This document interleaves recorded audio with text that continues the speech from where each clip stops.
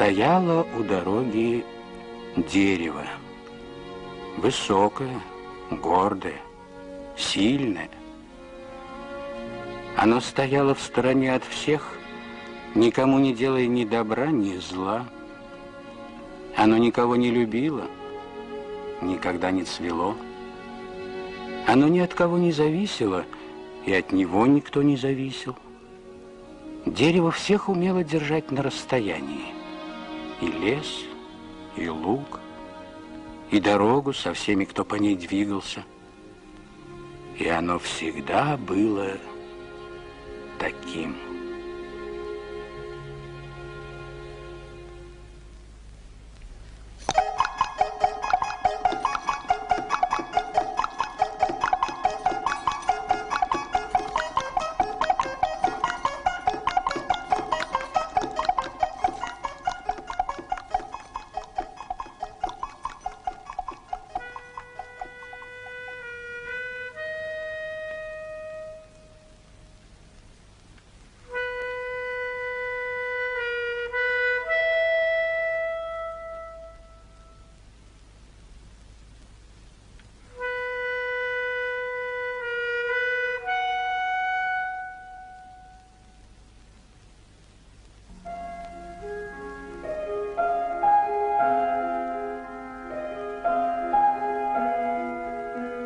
«Послушай, дерево, ты тут одно?» — спросила кошка.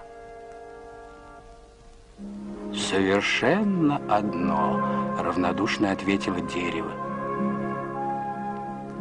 «И тебе не скучно?» «Совершенно не скучно», — также равнодушно прошумело дерево в ответ. «И тебе никогда не бывает грустно, боязно или одиноко?» «Никогда. Я никого не жду, мне никто не нужен». «Ах, — сказала кошка, — как бы мне хотелось быть независимой, жить одной и ни о ком не грустить». «Ну что ж, — с достоинством сказала дерево, — этому не так уж трудно научиться. Поживи рядом со мной, присмотрись. А когда научишься, уйдешь и сможешь жить одна». «Спасибо, — сказала кошка и осталась».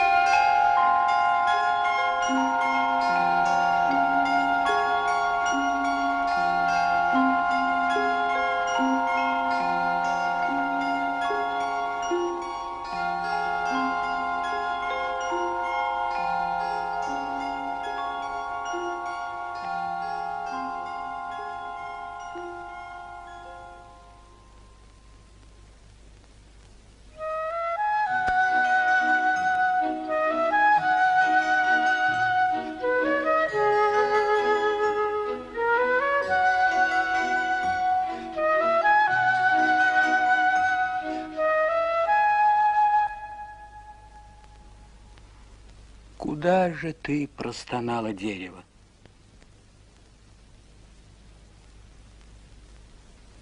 «Пока. Теперь я смогу жить одна», – ответила кошка. «Не уходи. Ты меня многому научила. Останься».